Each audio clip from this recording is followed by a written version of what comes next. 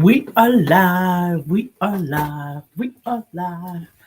I left my necklace. Can you grab it off the dresser, please? Find it. What color is it? It matches these earrings. It's still on the container. It's on my dresser, on the end of the dresser.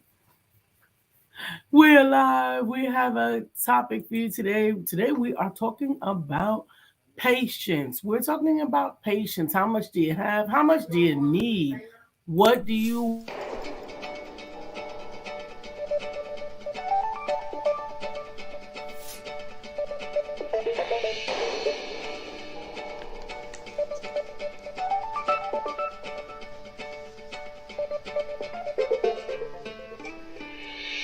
And Good morning. My name is Brian McNeill. And I am Lisa Santiago McNeill. And thank you for joining us on our show, Let's Talk About It. We come to each Monday through Friday right here on the SIBN network, on iHeartRadio, YouTube, TuneIn, as well as Facebook Live.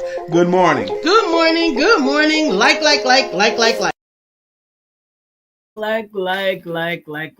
Thank you for joining us this morning. We are going to be talking about a very interesting topic today. I've actually heard about it from some unlikely sources lately. Like your smart husband. Well, that's not unlikely. Good morning, Melissa. You still on the beach? I'm gonna drive out there and be with you. Good morning, everyone. How are you guys You're doing? disappearing. Did you title it? What we said we can title it? Yes, it's Wealth and Wellness Wednesday, and today's topic is patience. Patience. Patience is a virtue. Why?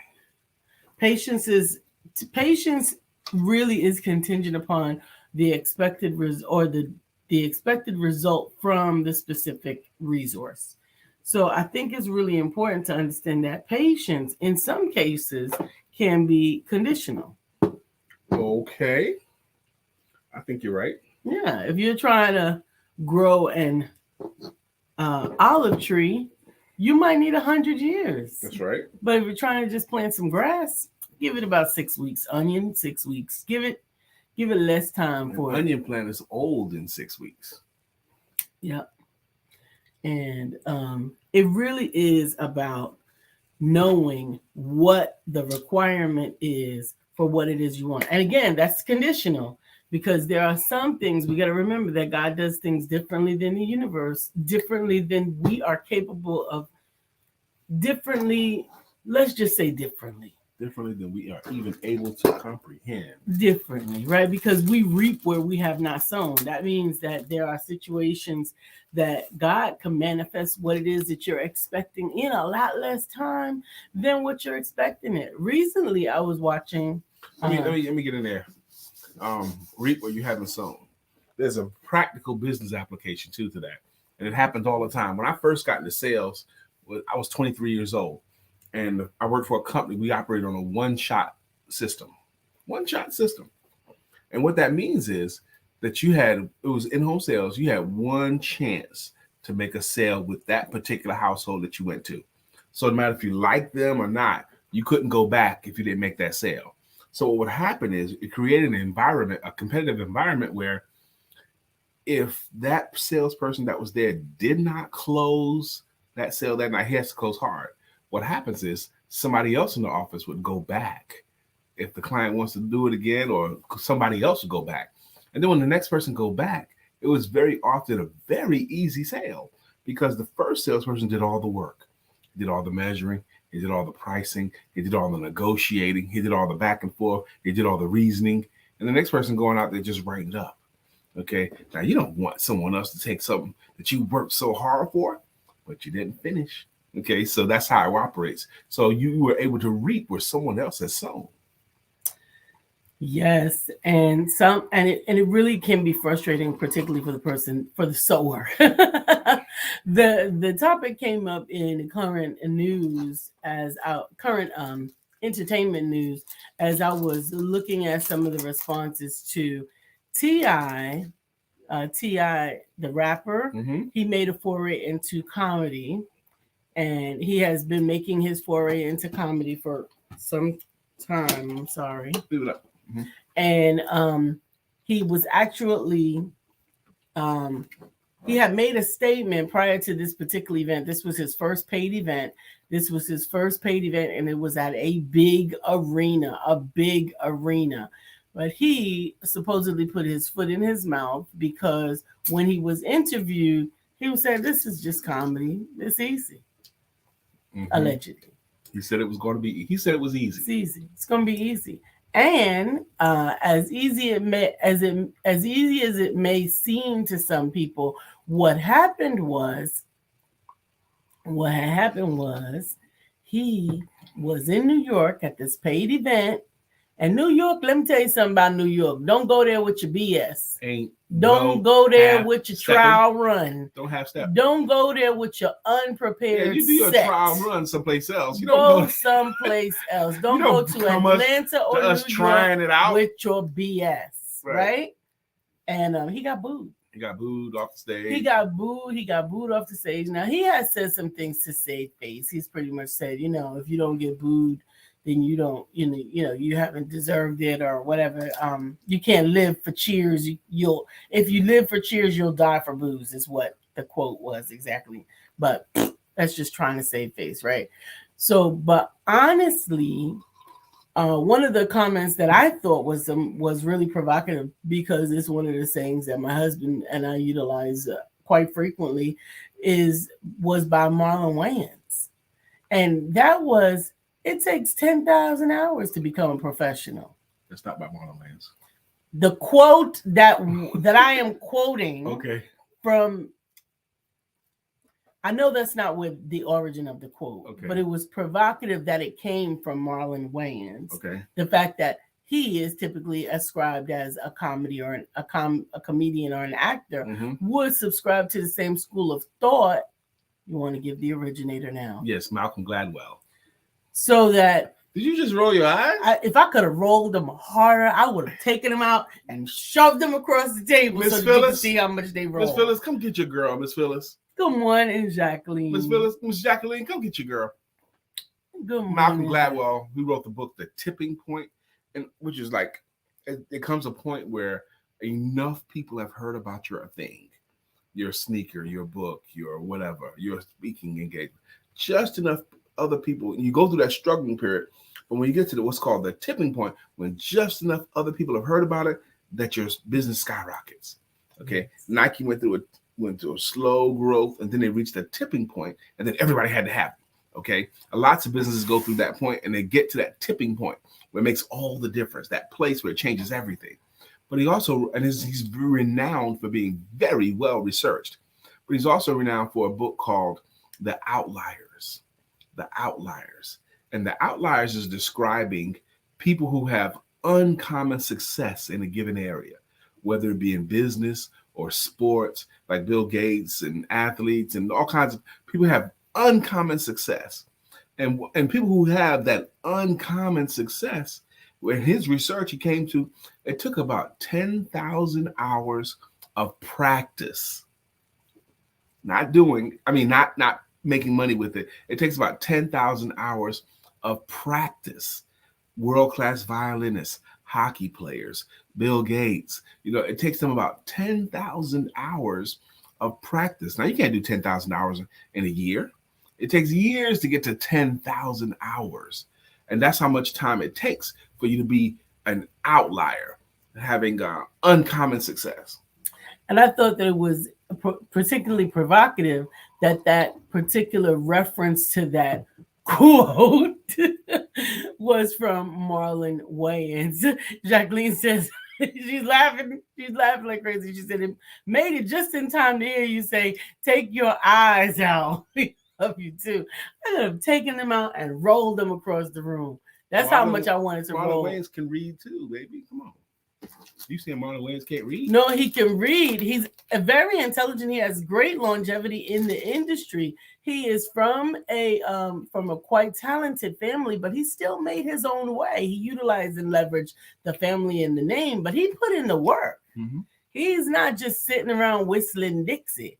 And I just thought it was particularly provocative that he made that reference. And, with no disrespect, to be quite honest, T.I. is very successful in his own right.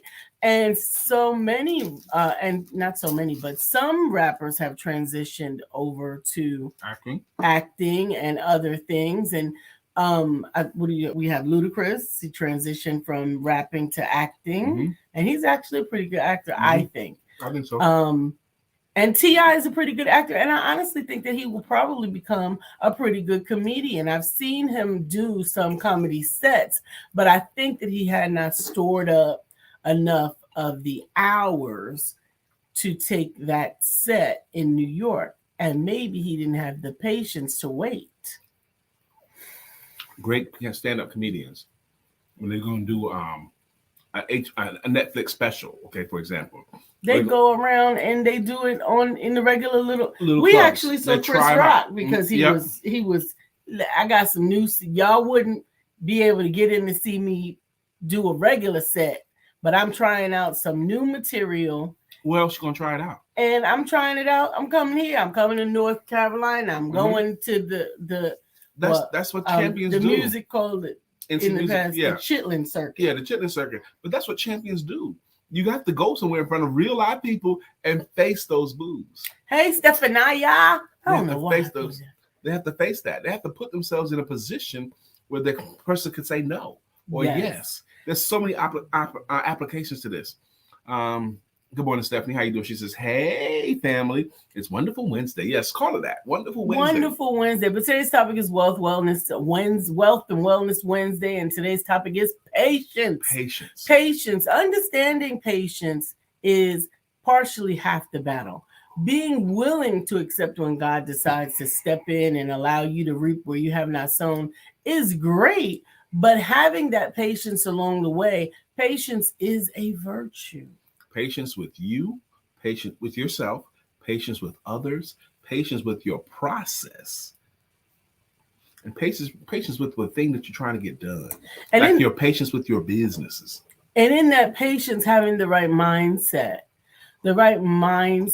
for the patience. We've been talking a lot about mindset, and I realized I wasn't talking enough about mindset. For a while, I began to think that all I was talking about mindset as a publisher. Why are you always talking about mindset? But I'm a coach before I'm a publisher. And one thing that I realized is that mindset is integral to every element and aspect of your life.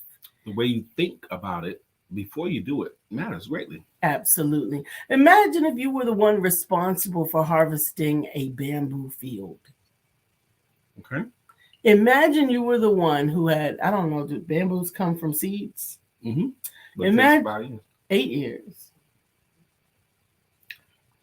5 years or 8 years? 5 years, baby. Check your facts. Anyway, check your facts. Somebody come get your girl. She know I know. I've been telling that story. No, you know, you think you know. That's You didn't originate the story. That's I'm gonna take my eyes out again. That's enough. Patience is hard. I want things now. Absolutely. And it's natural to want things now. It makes sense to want things now. But all of the good stuff really requires some patience. Imagine if you were the one responsible for tending the bamboo. Okay. And every day you had to go out there and water the bamboo that nobody could see. Yes, a bamboo plant, they submerge it in water and very wet area, okay? And they keep it that way. In year one, nothing happens. They've planted it. Year one, you can't see anything. But that farmer has to patiently tend that farm. He has to keep it watered. He has to keep it fertilized. Year two, nothing happens. Year three, nothing happens. But the farmer has to keep on tending to it. Good morning, Michelle DeWitt. Good morning, Arthur Lynette as well. But they have to continue. Year four, still nothing happens. Year five, that bamboo plant that you have tended to up to 5 years shoots out of the ground and grows 90 feet. Now, people who don't know, wow, that plant grew 90 feet in just 1 year's time. 90 feet up into the air in just 1 year's time? Wow. No. There was all that stuff that you couldn't see that was going on, all that groundwork. It requires patience. And if that farmer decided at any point to stop tending to it, okay, you would have to start the process all over again or just would expect not to get any bamboo. Okay. Thank you, Author Lynette. She's ringing the bells for us. Ding, ding, ding. If you have to ring the bell, it's only because Lisa decided to be tripping today. Okay, that's all. Okay, Michelle Do It says we need to talk. Oh, when Stephanie's saying to Michelle, we need to talk. Okay, cool. I get that. I get that. So we need to understand exercise and patience. As I was processing my pain to purpose thoughts, because of some of the things that I was sharing with another one of my authors and coaches, that God had been revealing to me that not only are we are people, and this is actually a talk that He's working on in me, so I'm looking forward to the opportunity to share it. But not only are we a people who who have grown to avoid pain. We eschew pain. We don't even want to be in pain. We have ultimately also become a people who doesn't even want to be uncomfortable. We don't even want to be uncomfortable. I think that discomfort and that pain are there for a reason. The discomfort can spur you to do something else or do something more, or do something greater. The pain can spur you to figure out whatever you got to figure out to get this pain away. Okay, Sister Lynette, Capricorns don't trip. We straight on point. B. We and all Capricorns, Author Lynette, really all Capricorns, really. Sister Jacqueline she says, great information about mindset, great information about success. Same thing concerning wealth. People who become wealthy have family members who believe what is one family member is everybody's. What is one family member's is everybody's. Obtaining wealth takes years. People used to tell my children they were rich when their uncle Michael Rogier went pro. Mike Rogier is your uncle? Okay. After winning the Heisman. Yeah, running back from Nebraska. I told them, no, you are not rich. That is Uncle Mike's money. You are not rich. Mike Rogier played running back for the Nebraska Cornhuskers. And that was an interesting team because I'm pretty sure it was Mike Rogier in Nebraska, but he also had a wide receiver there that was a Heisman contention, and their quarterback also. The three skill positions on offense, they all were fantastic that year. Okay. I think that Michael is her brother. I think she was talking about her children's uncle or brother-in-law. Mike Rozier that won the Heisman was a running back, and it could be her brother. You know, I'm certain it could be. Or brother. I don't know. But I think it's great that you bring up that point. Absolutely. It ain't y'all money. It's his money. Yeah. Man, there was so much I wanted to go to there, but we're talking patience today. And there's so many different ways we need to talk about patience. I'm glad we started off talking about the 10,000 hour rule by Malcolm Gladwell. He did that. He came up with that number by studying the Beatles, by studying Bill Gates. Bill Gates, when he was 13 years old, him and Paul Allen got a chance to practice at a computer at the time at a country club that their parents happened to own, were a part of, and no one else was even interested in the computer. They just wanted to have one. Okay, they wanted to say that their country club had a computer, when others didn't have it. But young Bill Gates and Paul Allen found it interesting. They played on it all the time. It takes those hours. Jack and Rose said, yes, Brian, Mike played for the Oilers. That's right. Stephanie says, how do you practice patience? Well, I'm going to tell you what you don't want to do. You don't want to pray for patience. Because God teaches patience through opportunity. Yeah. She says, yes, Brian, he might play for the Oilers. And how do you practice patience from Stephanie? And Jacqueline Rose said, my brother-in-law, great guy. I love him dearly. Now, make sure I was correct. Did he not play for the University of Nebraska that you know of? Because I'm pretty sure that's right. She said he played for the Oilers. Oilers is the pro team. The pro team. Nebraska right. So is the college team. Okay. Mm-hmm. Yeah, exactly, Michelle. If you pray for patience, God puts you in situations where you have to exercise your patience. Well, it won't happen in your timing. And you're going to get your patience. You're going to get it. Okay? You're going to get it. So how do you practice patience? Patience is practiced through trust. Trusting in God, trusting in the process, trusting in Romans 8:28, all things are working together for the good. Trusting is how you practice patience. And I tell you, it's often easier said than done. Now, how would I know? This happened in the early 80s, I think, Mike Rozier. How was I able to remember that he played for Nebraska and that they had a star wide receiver and they had a star quarterback? First off, they're in Nebraska, okay? And the best players they were some of the best players in the country. All three of them were black guys, but it was in the University of Nebraska. Holloway was the quarterback. How would I remember that? Why does that remember? Why do I remember that? I didn't know any of these people. Okay. We remember stuff. That's what I'm saying. It's football. Yep. We remember stuff. That's football. And basketball and boxing and track and field. Mm-hmm. I have all kinds of stats in that. So come at me if you want to play trivial pursuit about sports stuff, because I got you. Exercising patience and reinforcing your patience is often done through testimonies, which again is why we encourage sharing your testimony, sharing your story. Your stories are going to fuel the patience for someone else. Michelle DeWitt says, how to, in my opinion, is time, trial and trust. And time, trial, and trust. Yeah. Patience, especially like in your business. I'm a sales coach and I got clients, and I've been having clients for years. And very often, clients do not have patience. They want to get it instantly. Okay. Instantly. Now, I also want them to get it instantly, but I do understand that even some of the understandings of my teaching take patience. I often hearken to this one lady who took my training and she took it serious. She took it very serious and she paid attention to everything. She took all the notes. She did everything I asked her to do. And she had a level of success. But she confessed to me one time, Brian, it was a full year after the training before it really clicked, before it really made sense to her. Because it took that long for her to marinate on it, to think on it, to practice it, and for it to fully make sense. It took some patience for that to happen.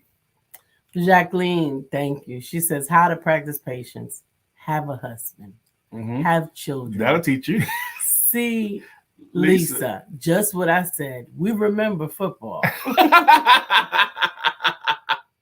Have a wife, you learn some patience. Now. You tried. Bless your heart. I tried what? Have a wife. I do have a wife. Yeah. It requires patience. You tried. To be your husband, it requires patience. It requires no patience. It requires no patience to be your My hair is growing back already. Wait, whoa. What are you trying to say? I'm telling you, it requires patience. This length is the length. I really like it. Maybe just a little tiny bit more.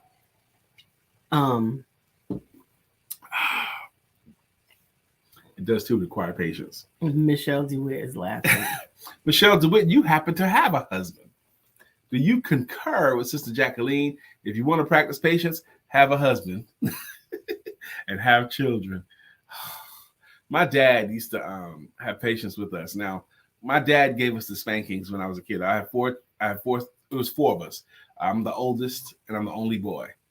And my dad had a lisp or a missing tooth or something, but he couldn't say V's. Okay. His V's sounded like B's. Okay. So over was over. Okay. That kind of thing.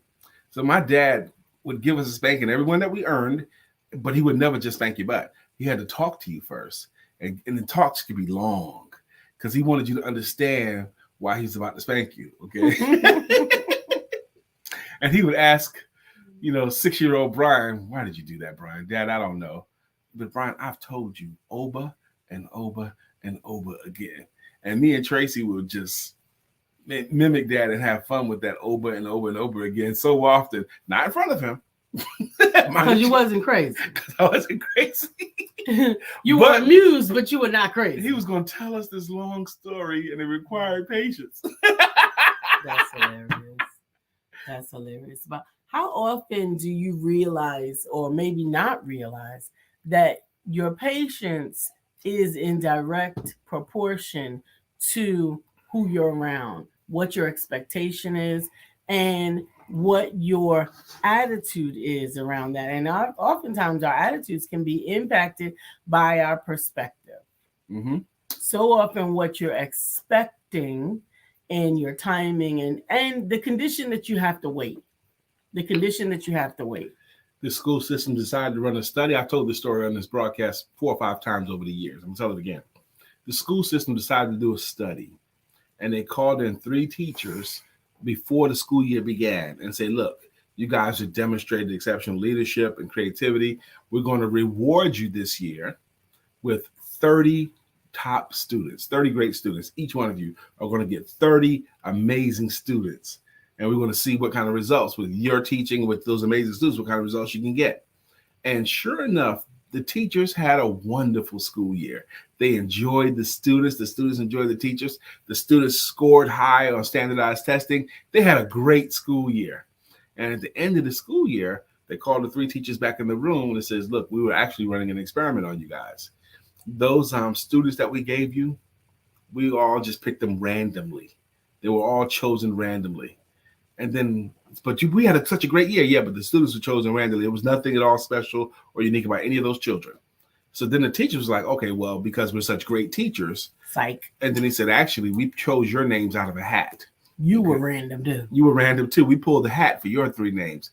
But the experiment was demonstrating the law of expectancy. When the teachers expected they had great children, when they were in an environment where they thought they had great children, they performed better. When the teachers were told that you guys were creative and exceptional and good leaders and all that stuff, they performed that way.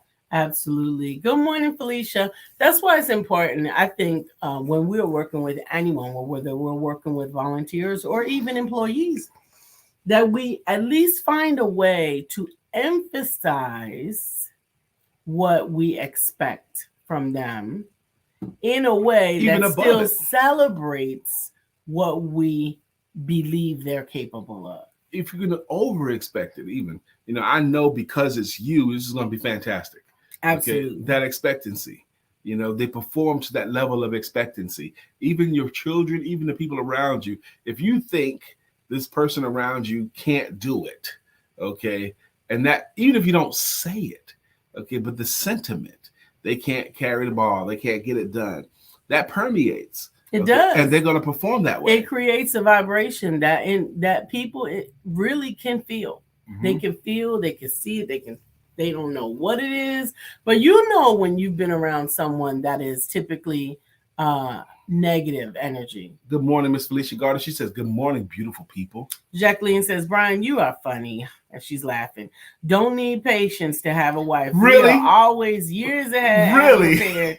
No need to wait, really? Baby. Even when we are late, we have so much to think about and do. So what seems to be late is how we make an entrance. Oh my gosh. Talk about I'm funny. Sister Jacqueline, you funny. That was poetic justice. Oh my gosh. Where are the brothers? That is the truth. I need my men up in the room. And the truth will make you free. Whatever. I'm going to let it go because there's no other men in the room right now. So I'm going to let it go. You do not need patience for a wife. A wife is supportive, loving. You say it however you want to say it, but that still ain't the case. It's true. It's true. You don't have whatever. You can say it however, but it ain't true. Okay. Being a husband requires not saying stuff. That requires some patience. Okay. It requires that. It requires some overlooking things. Okay? And being a wife doesn't. We do it so well that you don't even realize it's being done. Girl, you don't even know how much stuff I overlook and not say. Mm-hmm. Patience. Good morning, Miss Nicole Williams, the butterfly poet. What's going on with you? Hey, Nicole. Patience is understanding that all things will come in due season if you faint not. Is that true? Think about that. Hasn't everything come in due season in your life? Haven't you gotten everything in due season? If you had the means to afford anything, would you give your 6-year-old son a Cadillac and say, here you go, son, this is yours? Okay. You're welcome to drive. Would you give your 10-year-old? Would you give your 15-year-old a brand new Cadillac? Okay. They're not ready for that. They're not ready for that. That's not the due season. It's not the due season for that. Okay. When Mike Tyson was 20 years old and had $100 million in the bank. And he went a little bit buck wild. Okay, he was acting out, buying 2 Bentleys at a time and acting out. Why? He got all this money, but he wasn't really ready for that kind of wealth. He wasn't mentally prepared. No one had coached him about what that's going to be like. It wasn't due season. But he got it, and a lot of mess happened because of it. That's what happens when you're not ready for a thing. Okay? If I, at age 20, had gotten $100 million, would I be the man that I am today? Probably anybody would. Yeah, probably would, because I went into the Army when I was 17. So I did have some discipline. Was that Gary Owen that said, I got my first check. I found out I was making $24,000 a year. And I called my mama and said, you can quit your job. That is because even though he was getting $24,000, it wasn't a lot. It wasn't enough. A lot of people, he would not have understood what to do with more, because here he thought with less that he could do that much more. Yeah. Patience. It requires that. It takes some hours into your business life. Here's another thing too. I used to post on the wall. I haven't posted them lately, but I'm going to put it up again. But you can't cheat your hustle. You can't cheat your hustle. Your hustle knows if you're working hard or not. Absolutely. Even if no one can see you. You can't cheat your game. You cannot cheat your game. But the cool thing about not being able to cheat your game is when you do work hard, your hustle knows. Okay, your hustle knows, and all of your hard work will be rewarded. All your trainings, none of it will be wasted. Every ounce of time and energy and money you invest in development, none of it will be wasted. And some of those things that come only through sacrifice or might or possibly come through a painful process, understand that is necessary. There's something that it is either providing for you or showing you about. There's always a purpose for any of the pain that you go through. Sister Jacqueline says, Brian, that is love, not patience. Patience is about endurance, fortitude, and composure. All right, I'll go with you on that. Good morning, Dr. Deborah. Dr. Deborah, we're glad you're here. We're talking about patience. Patience. Love is patient, caring. Love is kind. I love patience. Understand. Well, I love it only because I realize that it's necessary. And that's perspective that you get to have as you're putting it together. There were some things that we would not change if we had not been given the pain point to impact us to make the change that we might want to see. A couple decide they want a baby. They want a baby. We decide to have a baby. How you doing, Sister Pamela Howard? We want a baby. So they do what they have to do to produce a baby. Okay. They can, what's that person? Conception. They do what they have to do to conceive a baby. They've wanted a baby. They did what they had to do to conceive a baby, and they are pregnant. Now, after they've done what they need to do, they have the desire for the baby. That first month, no baby comes. The second month, no baby comes. They still gotta wait. Why? We want our baby now. That doesn't work. It takes 9 full months, okay, because that baby has to go through a gestation period. It has to go through a time where it's growing. But other than the baby bump and the pregnant belly, other than that, you can't see no evidence as to what's going on inside there. You can't see it with your eyes from the outside. And that's similar to what you may be experiencing for those that may be in the process of building and growing, that there are seasons where it looks like nothing is happening.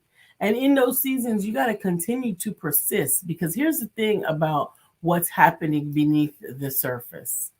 It's building upon itself. Each activity that you do is building upon itself. And when you don't continue because you lose faith or because circumstances occur beyond your control, you lose momentum. A lot of people lose momentum. I have a client right now. They have this great idea.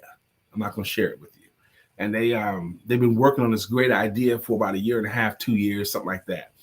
And so they hired me to record a presentation as to how would I sell their great idea. They paid me well for it too. And I did that, and they still haven't put it out there on the market yet. So They've been holding this thing. They've been working on it for a long time. They still haven't put. And I came up with the idea. I think I did it with Lisa. You don't have to wait until it's completely done to start selling it. Just like books, just like movies, just like good projects, they pre-sell to raise money to finish these things out. They pre-sell a movie, they pre-sell a book. And I was telling these guys, look, even if you're just close, we can pre-sell it now. Preview of coming attraction. Here's what's coming. You can buy it now and have it when it's fully loaded. So I got a chance to just yesterday. I got a chance to get before the board for this company that hired me with this, what I consider a great idea. They still haven't brought it to the market. And I was like, well, look, why don't we sell it now? Because I was afraid they were losing momentum. Why don't we start selling it now? I'm ready to put this thing to market. I want to help you guys bring it to the market. I'm ready to sell it now. And then they had two of them in there. They had great reasons to wait. Okay. They had great reasons to wait. They had great arguments of putting it out now. And so that's what they're going to do. They're going to keep waiting. They're going to exercise patience, whereas I wanted to move now. But they're going to exercise patience until they get everything ready. Jacqueline says, love that song, Lisa. You are right. I apologize. Let me clarify. Brian said overlooking. Overlooking something someone does is love. And we know Brian loves Lisa. Whatever gave you that idea?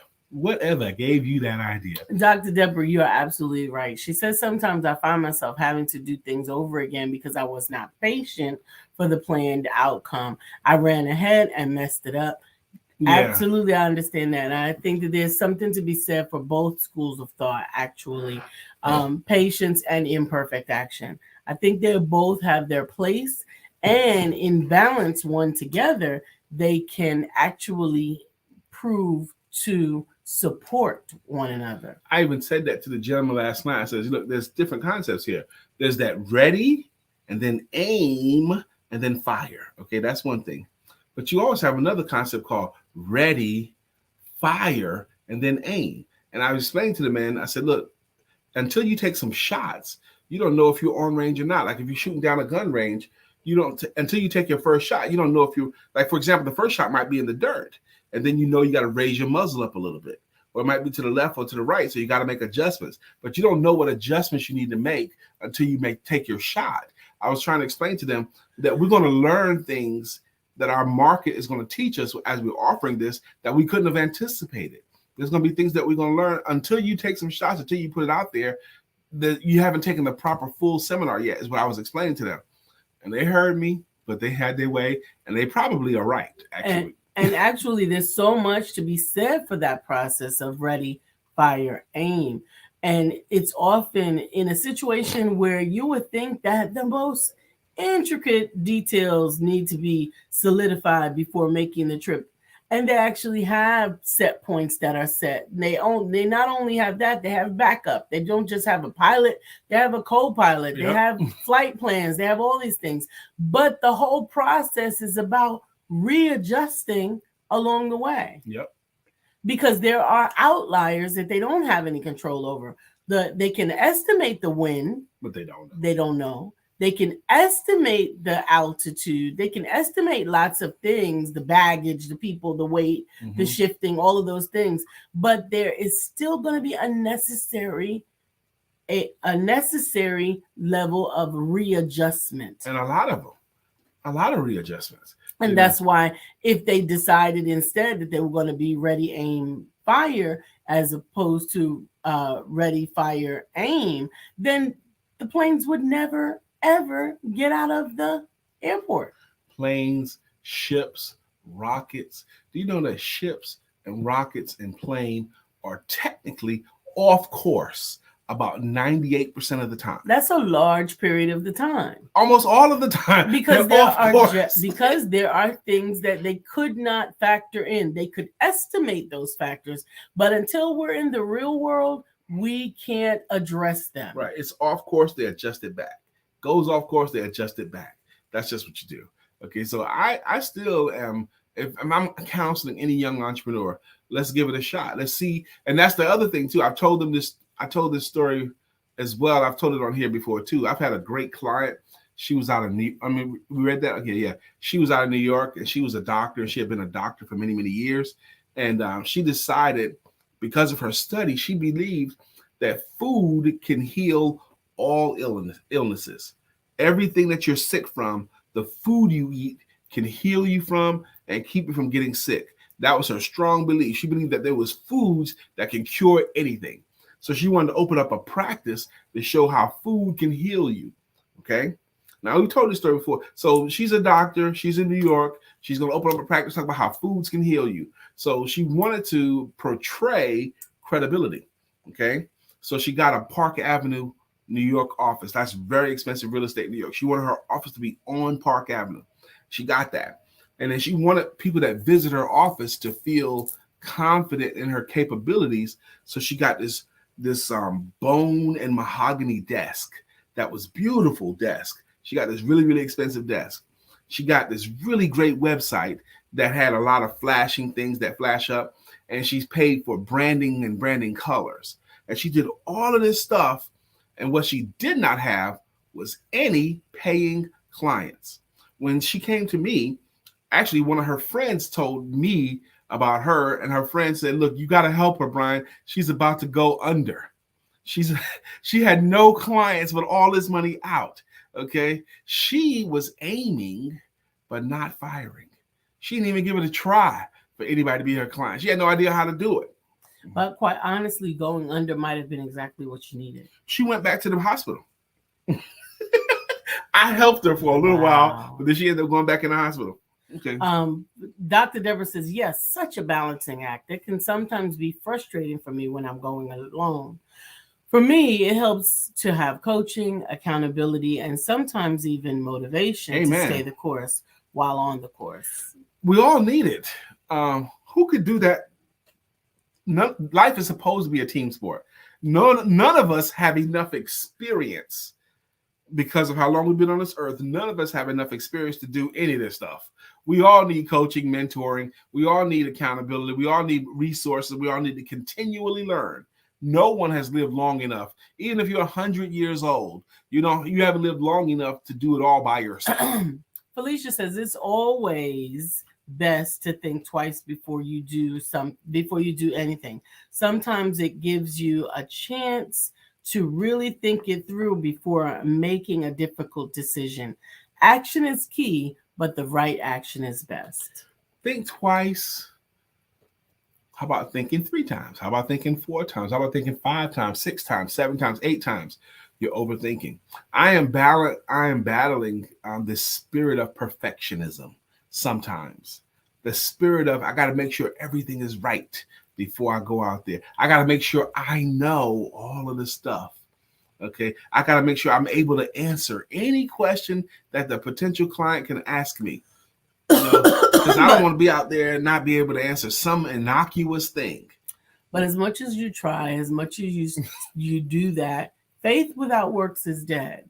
Mm-hmm. You have to take an action at some point. And if you never take that action, if you prepare, we've had some lifelong learners in our midst from time to time where they need another alphabet after their name. They need another degree. They need another something before they are feeling equipped to take that step forward. It's going to have to be imperfect action. At some point, you want to be, but even once you start taking imperfect action, the result is going to require patience. Absolutely. Okay? It's going to redirect you. There was this TV commercial that upset me so much about college. Okay, and this lady comes on and she goes, "I'm getting my degree so I can finally start my own business." Really, that really bothered me. The TV commercial is trying to pontificate that you need to get a college degree before you start your own business, and that's just not the case. It's just not the case. It is what it is. I think that apprenticeship has gone by the wayside. So much of the respect for learning and experiencing things had been overcome by formal education. One more thing, we're about to do our greeting songs and greeting logos, but one more thing about your patience when it comes to your work and your business. Your efforts has to run ahead of your money, and it runs ahead of your money until your money catches up. And this is how it goes. You start out in business and you have money way back here and you have to work hard and you have to keep working hard. Well, what happens when you keep working hard? Your money starts to move. You start to get a little bit of money and you keep working hard. And eventually your money catches up to your efforts. And then if you keep working, then your money passes your efforts. Now, you know when your money passed your efforts, when you start earning more but having to do less work. When you're earning more money than you were working before, that's when you know your money has passed your efforts and you're doing it the right way. Good morning, Dr. Beverly. And this is a balance that you have to keep doing it all the time. The same cycle. Jacqueline has a comment. She says, love this conversation about patience. It's so organic. Having patience for a pot of water to boil, for an oak tree to grow, requires different timing. Had to have different levels and timing for each of my children as they learned everything. The challenge was learning patience with myself. Little 11-month-old baby. Time for that baby to walk, right? So you stand that baby up and say, walk. And then the baby teeters and falls down. And then the right parent would say, damn it, I told you to walk. That's not walking, that's falling. I said walk. You're old enough to walk. You should know how to walk by now. My other kids start walking at 11 months. How come you're not walking at 11 months? You're supposed to walk, right? No, that's not what we do. We love on the standing. We love on the falling. We love on it. And that's why everyone who's physically capable to walk does. Unless they're a boy and they wait until about 13 months and then they have. Boys don't take no. Most babies, 11, 12 months, they walking. The girls walk a lot. Oh my God! What am I walking into? In my experience, this is not an affront. This is a matter of opinion. Oh my God! In my experience, my nieces, all of my girls in my family, they walk between 8 and 10 months. 8 months, really? 8 and 10 months. Yes, absolutely. 8 months. But anyway, go ahead. We got to do our greeting songs, baby. Now, greeting songs. This show is called Let's Talk About. Her name is still Lisa Santiago McNeill. And my name is Brian K. McNeill. And together we make up what's called the Empowerment Duo. And this show's been going since October 2016. And some of you guys, like Melissa Price here, have been rocking with this show for years and are consistent contributors like Miss Phyllis George there. And we'd like to thank them for that with a greeting song or greeting logo. Up first today is Miss Melissa Price. She has a greeting song, and it goes, bam, bam, bam, bam, bam, bam, bam, bam, bam, bam, bam, bam. Melissa's song. Now it's time for us to sing her song. Melissa's song. Good morning, Miss Melissa Price. Up next is Miss Phyllis George. Miss Phyllis is here. So clear the way. Miss Phyllis is here. Now we can all have a great day. And hey, Jacqueline, she is laughing. She is laughing at 13 months. I'm telling you, it really depends. Like you said, patience is dependent upon the child. What if there are some outliers or some situations that are causing their walking to be impeded? Miss Jacqueline Rosier has a logo. According to Jacqueline, she also has a song. Jacqueline Rosier, pretty little girl that I adore. You're the only one my heart beats for. I'm so glad that you are mine. And Michelle DeWitt has a jam as well. Is it DeWitt, Michelle DeWitt? How cool is that? Michelle, do you ever catch yourself going, DeWitt, Michelle DeWitt?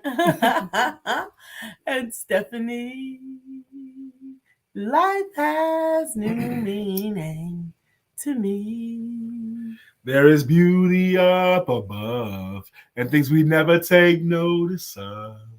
You wake up and Stephanie, you're in love. Ooh, ooh, ooh. Yes, she does. Michelle DeWitt said, yeah, of course she does her jam. Arthur Lynette has a jam too. At this table we sit. Making it legit. Because when Lynette hits the show, we need more rapping logos. Okay, we need more rap. We're going to find some too. I'm going to put somebody's rap together. Okay. You're going to be rapping now, huh? Yeah. My rap is good in my neighborhood. Felicia's here. Felicia Gardner has a song as well. Felicia, we love you. You're the one the one for me. That's right, Miss Felicia. We love you here, Miss Felicia. Mark Greer says, I'm late today. My apologies. Each one of us, it's not your job. Each one of us has the opportunity to do something great today. Do not waste this day, this time, this moment to do something great for yourself and someone else. The world desperately needs what you have. Share your greatness. Everyone be blessed today. Now, see, that's the equivalent of the coworker showing up late to work, but bringing donuts for everybody. Okay. It's like okay. That. Mark was a little bit late on point, but he brought an amazing message. That's the equivalent. Thank you for that, Mark Greer. Dr. Deborah's here. Dr.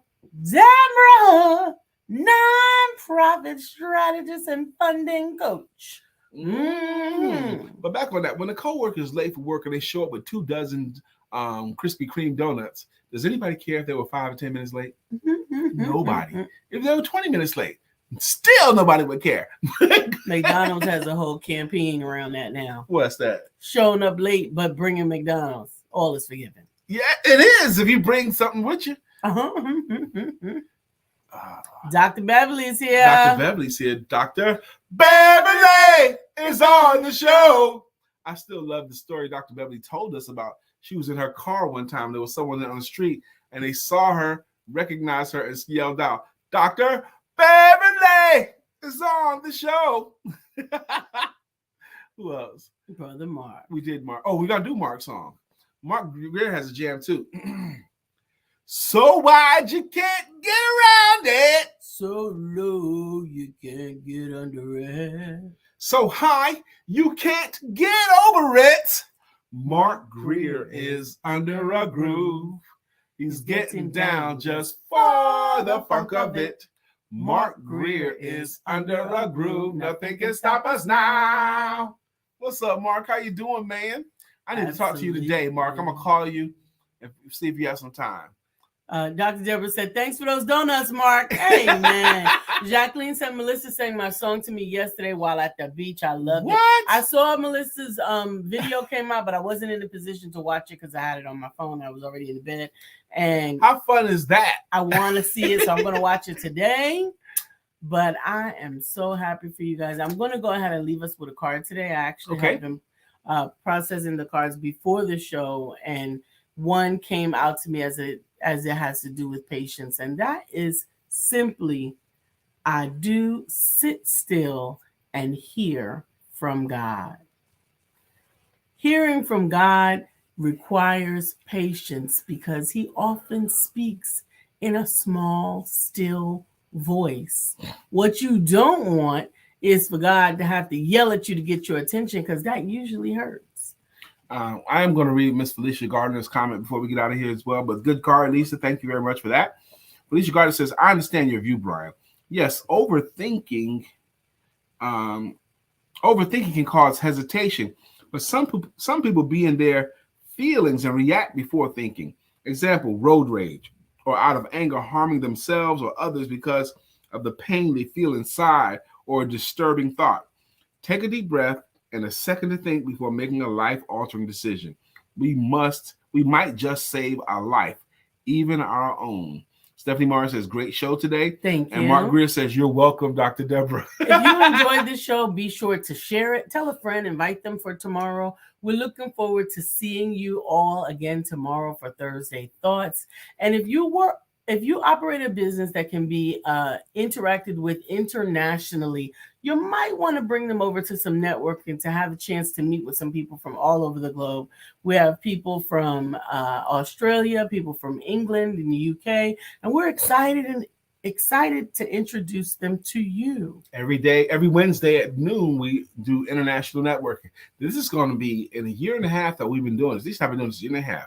Today is going to be the first meeting where I won't run it, okay? Where I'm not going to be the person to facilitate the meeting, because I was part of this organization. You're supposed to have 6 months to be the president, but I did 3 consecutive terms because that's what the people wanted. But anyway, I'm not doing a term anymore, so someone else going to be the president today. And Jacqueline says, great card. That word still keeps showing up. That's great right. Reminder. You Absolutely. guys have a beautiful rest of your day. And you are welcome. And don't forget to have sex. See you tomorrow, Thursday Thoughts.